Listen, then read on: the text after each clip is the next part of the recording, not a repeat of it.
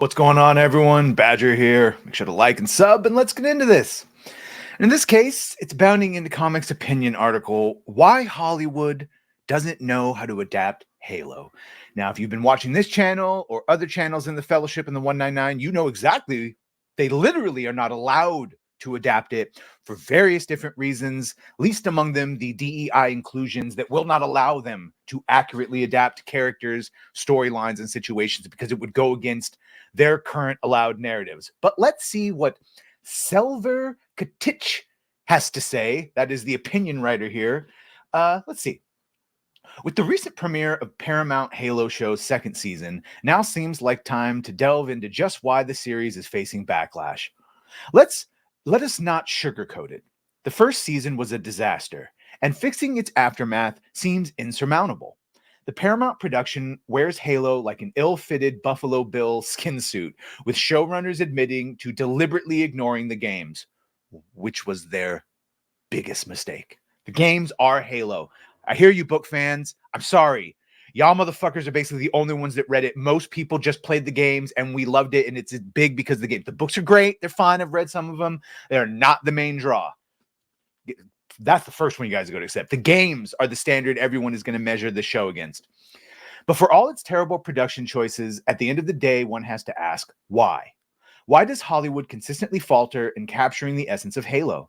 And why are random YouTubers who have played the games able to dissect what is wrong with the show and suggest a more fitting adaptation than the paid professionals? You just fucking said it because we actually played the games.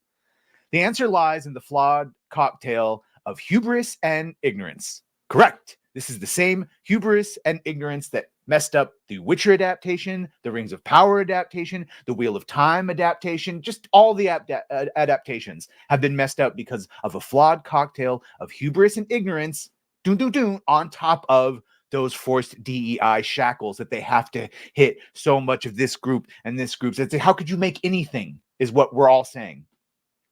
The first step in adapting anything for the screen involves a pivotal decision, picking the right genre.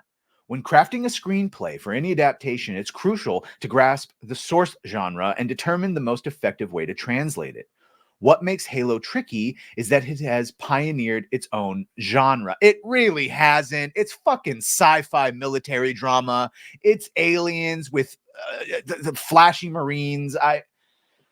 What we normally think of as genres, sci-fi, action, fantasy, and romance, are actually marketing terms meant to provide a quick recap of the specific flavor of a story and a given work. It's action sci-fi. It's an action sci-fi. And if you want to go the romance element with him and Cortana, be careful with that. There's definitely a connection. It's a driving force. Be careful with the romance part. Sci-fi action, perfectly acceptable. Meanwhile, when shaping a story, screenwriters think of genres in terms of what type of story their work tells, such as Golden Fleece, Fish Out of Water. Yeah, okay. These terms not only offer a deeper understanding of what a story truly is, they also carry significant implications for how a writer will tackle their character development. Fish Out of Water stories require different characterization than Golden Fleece stories. Golden Fleece stories require better ads than this site has, which keeps popping up everything. Golden Fleece stories require different characterizations than Monster in the House stories, and so on and so forth. Between its gameplay lore and prose, Halo's overarching narrative defies simple categorization into just a single one of these screenwriter genre. And that is a shitty excuse if that's what we're saying, that they couldn't pick a genre. When Halo plotlines align with specific genres, the entirety of Halo demands adaptation within a novel framework. I have coined this framework as Paleo Cosmic Epic. That's a horrible fucking coin. Named in contrast to cosmic horror, this genre contains four pivotal elements.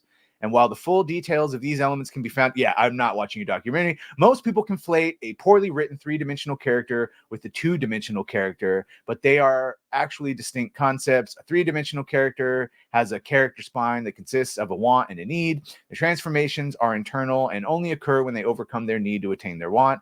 On the other hand, the transformation experienced by two-dimensional characters is external, with their pivotal midpoint revelations typically revolving around their gaining more awareness as to how their actions will affect the world rather than uncovering internal flaws.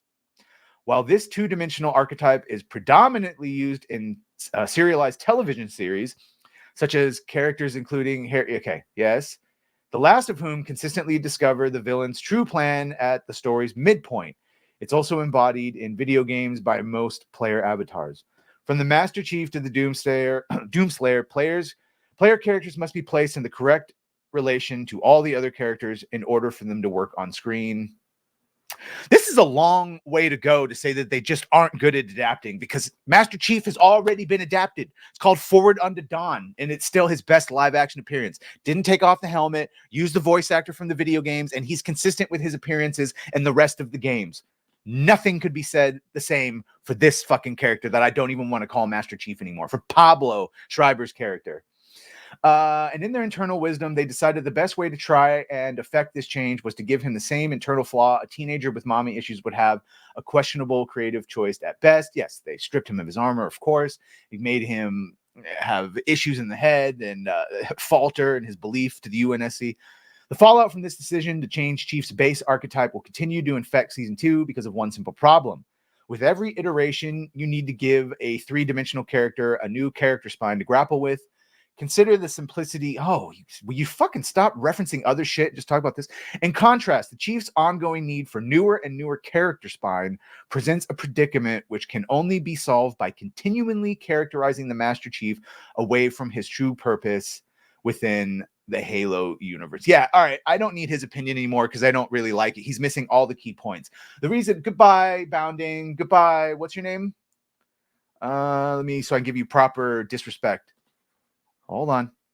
Selver Katich. Bro, go to Film Threat and see some of the actual reasons they weren't allowed to adapt this. Yeah.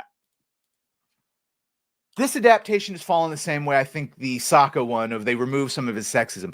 We cannot have characters and stories and decisions as they were. They need to be updated. And this is where he was correct. That's the hubris and the arrogance.